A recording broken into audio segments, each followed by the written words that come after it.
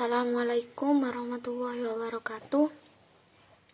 Nama saya Siti Nur Aini, NIM 2011010500005. Di sini saya mengucapkan puji syukur kehadirat Ilahi Robbi yang mana telah melimpahkan rahmat dan hidayahnya kepada kita semua. Dan yang saya hormati kepada dosen pengampu mata kuliah Fikih DRS Haji Mahrus MPDI dan teman-teman sekalian yang saya banggakan. Di sini saya dan teman-teman kelompok saya akan menjelaskan tentang apa itu wakaf, infak, dan sedekah. Dan materi pertama, saya sendiri Siti Nur Aini akan menjelaskan tentang landasan wakaf, infak, dan sedekah.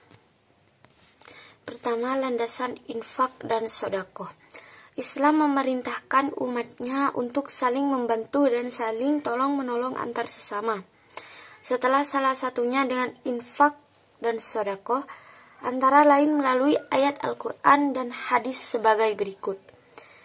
Dengan arti, sesungguhnya orang-orang yang selalu membaca kitab Allah atau Al-Quran dan melaksanakan sholat dengan menginfakkan sebagian rezeki yang kami anugerahkan kepadanya. Dengan diam-diam dan terang-terangan, mereka mengharap perdagangan yang tidak akan merugi. Pada banyak riwayat dikatakan bahwa infak dan sedekah bukan mengurangi harta, bahkan sebaliknya menjadi banyak dan berkah.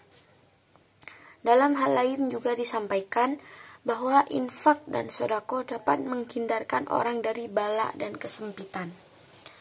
Yang pertama, wakaf.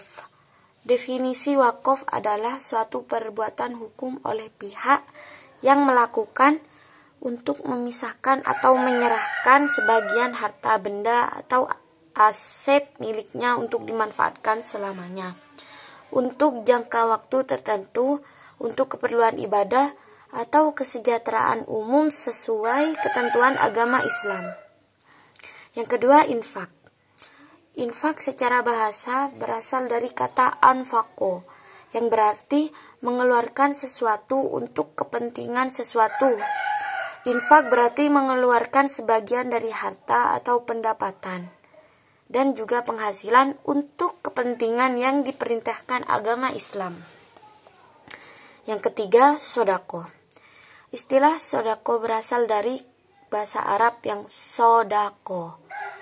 Di dalam Al-Majid, kata sedekah diartikan yang niatnya mendapatkan pahala dari Allah, bukan sebagai penghormatan atau pembelaan. Secara umum dapat diartikan bahwa sedekah adalah pemberian dari seorang muslim secara sukarela tanpa dibatasi waktu dan jumlah. Yang kedua, saya akan menjelaskan tentang perbedaan wakaf, infak, dan sedekah.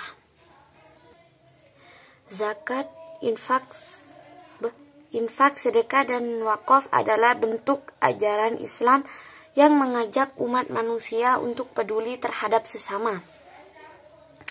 Keempat filantropi ini memiliki persamaan, yaitu sama-sama bernilai ibadah dan meningkatkan solidaritas antar umat.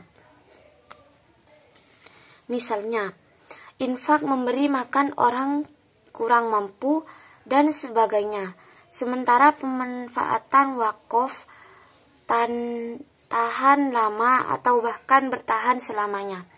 Selain itu, wakaf bisa disalurkan melalui apapun, misalnya melalui kotak amal di masjid. Infak juga memiliki jangka waktu singkat karena habis dalam satu kali pakai. Misalnya, infak memberi makan orang yang kurang mampu dan sebagainya.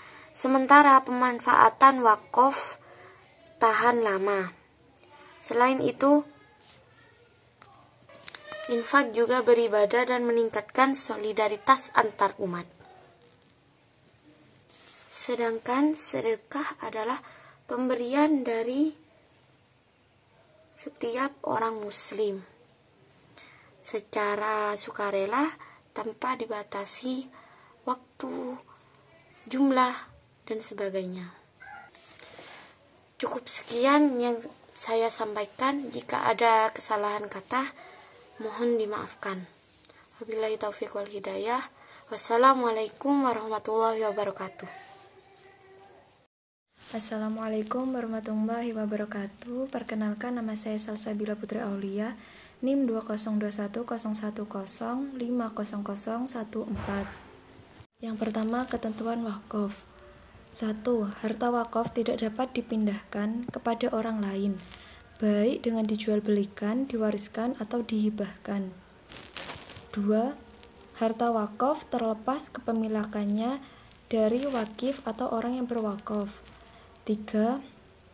Tujuan wakaf harus jelas dan termasuk amal kebaikan menurut pandangan Islam. Yang keempat, harta wakaf dapat dikuasakan kepada pengawas yang mempunyai hak untuk ikut menikmati harta wakaf sekedar perlunya dan tidak berlebih-lebihan. Yang kelima, harta wakaf dapat berupa tanah dan lain sebagainya yang tahan lama, tidak musnah seketika setelah dipergunakan. Yang kedua, ketentuan infak. 1. Tidak berlebihan.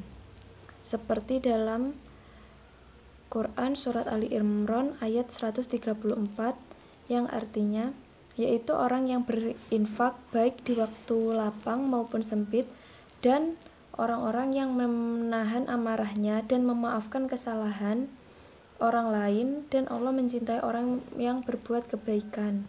Allah memang mendorong umat Islam untuk melakukan infak dalam berbagai kesempatan, baik ketika memiliki banyak harta ataupun dalam kondisi kesusahan.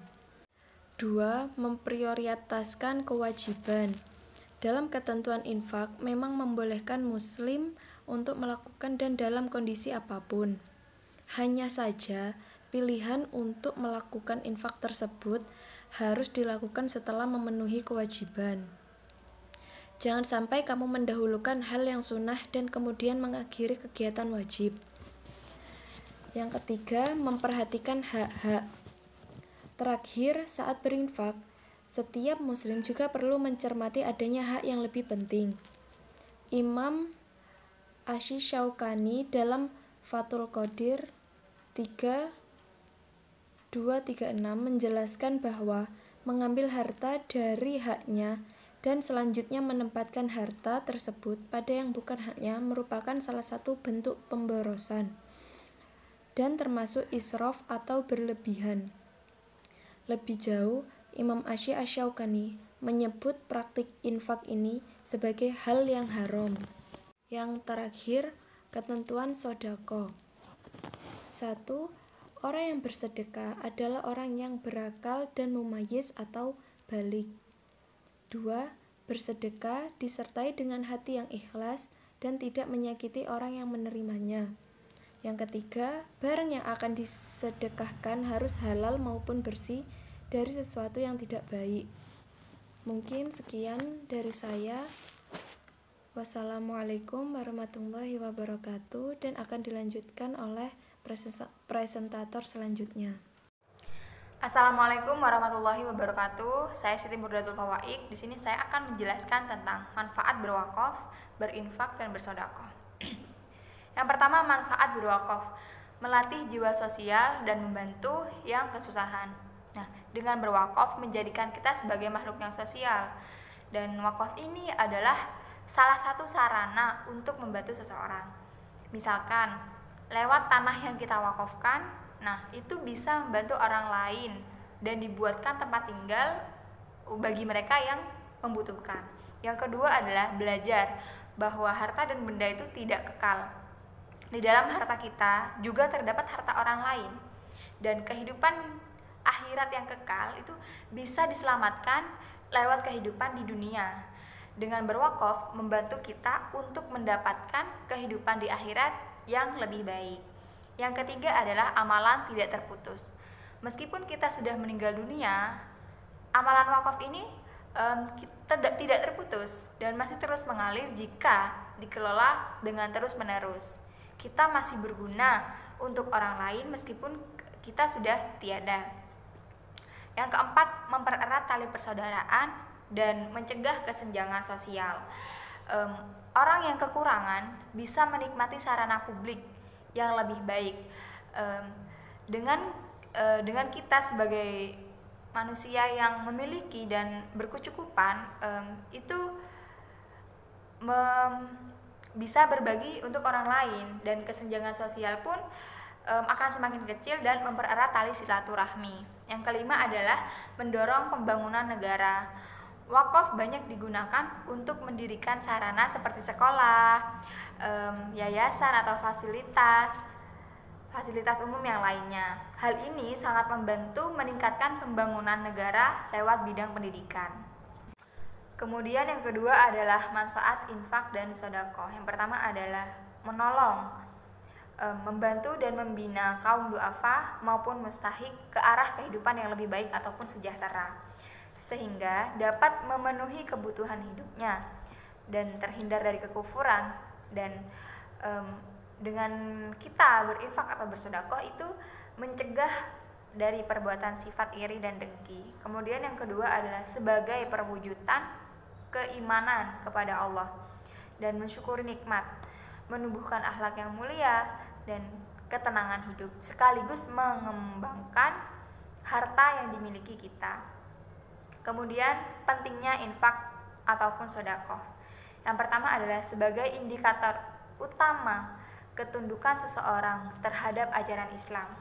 Yang kedua adalah ciri-ciri orang yang mendapatkan kebahagiaan. Yang ketiga adalah orang yang berinfak atau bersedekah itu akan mendapatkan pertolongan dari Allah Subhanahu wa taala. Kemudian yang keempat, dapat memberikan hak fakir miskin serta para mustahik. Yang kelima adalah membersihkan diri dan harta.